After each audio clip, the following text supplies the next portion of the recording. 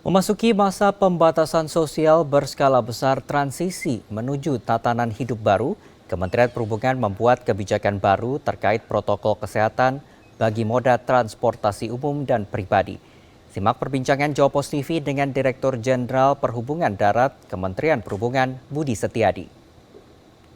Saat ini sejumlah wilayah telah menerapkan pembatasan sosial berskala besar transisi menuju new normal ataupun tatanan hidup baru.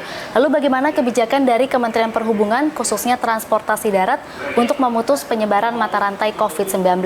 Untuk memperbincangkan hal tersebut, saat ini telah bersama saya Direktur Jenderal Perhubungan Darat Budi Setiadi. Halo Pak Budi, apa kabar? Ya, kabar baik. Oke, Pak, ini kan di DKI Jakarta khususnya di Jabodetabek juga aktivitas perkantoran dan juga pariwisata sudah mulai dibuka secara bertahap. Lalu kebijakan dari Kementerian Perhubungan untuk mencegah ataupun memutus mata rantai penyebaran COVID-19 ini seperti apa, Pak?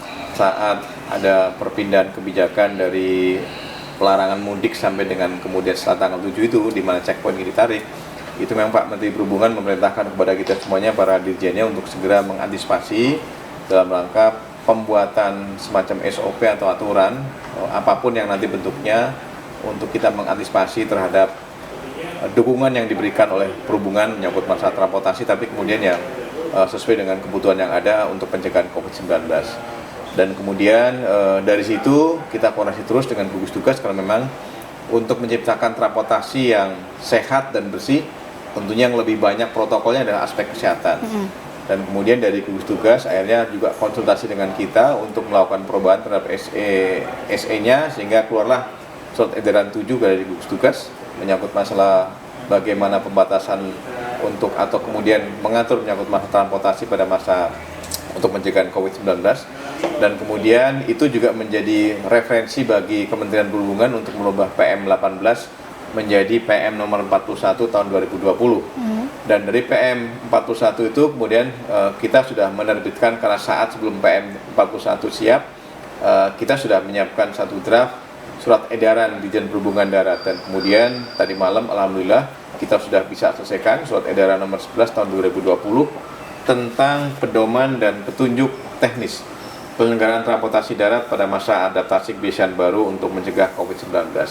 Pak, kemarin kan transportasi ataupun aktivitas perkantoran dimulai pada hari Senin kemarin tanggal 8. Nah, ini sempat terjadi penumpukan jumlah penumpang di stasiun, di halte, ataupun di tempat-tempat lainnya karena kapasitas dikurangi, lalu jam operasional juga belum kembali normal. Lalu langkah dari Kemenhub sendiri untuk mengatasi hal tersebut seperti apa, Pak? Karena kan resiko penularan kalau padat masyarakat juga tinggi. Terkait dengan penumpukan yang demikian, memang pada saat peak hour pagi ya tidak bisa dihindari, terutama di Jakarta ya, terutama di beberapa rute-rute itu memang terjadi penumpukan. Namun demikian antisipasi kita, tadi saya baru saja rapat dengan Jasa Marga, dengan BPTJ, Badan Pengelola Jalan Tol. Saya lebih orientasi, lebih mengkritisi yang penumpukan atau kemudian kemacetan yang ada di jalan tol saat pagi hari.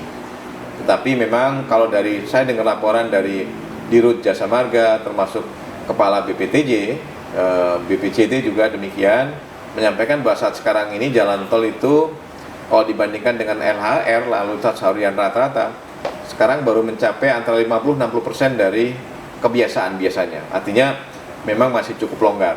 Jadi itu yang dari Jakarta Cikampek, tapi yang dari Jakarta ke Merak itu memang sudah dirasakan, terutama untuk pergerakan kendaraan logistik, kendaraan barang sudah cukup tinggi, sehingga saya akan lakukan evaluasi, dan kemudian kalau memang itu harus kita lakukan dengan manajemen pembatasan kendaraan barang atau kemudian diatur window time-nya, kita akan lakukan evaluasi, dan kemudian saya akan buat aturannya menyangkut masalah bagaimana transportasi atau pergerakan kendaraan logistik sehingga nanti tidak terjadi penumpukan kendaraan terutama di jalan tol. Untuk transportasi antar kota ini sudah antar kota, antar provinsi ini sudah diizinkan beroperasi kembali, Pak? Sudah. Untuk protokol kesehatannya seperti apa, Pak? Kalau untuk antar kota, antar provinsi, protokol kesehatannya kita sudah buat aturan flow di dalam masing-masing terminal. Jadi kalau dulu kan memang setiap penumpang sebelum membeli tiket kan harus sudah punya surat izin menyangkut masalah SIKM kalau masuk Jakarta kan.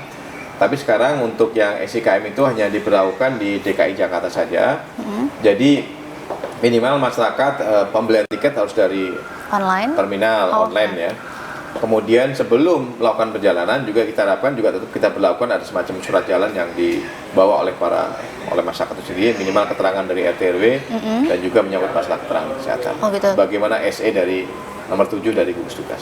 Oke, baik, terima kasih Pak Budi atas waktunya untuk berbincang dengan Jawa Post TV. Baik, demikian perbincangan kami dengan Direktur Jenderal Perhubungan Darat Budi Setiadi, Tim Liputan Jawa Post TV.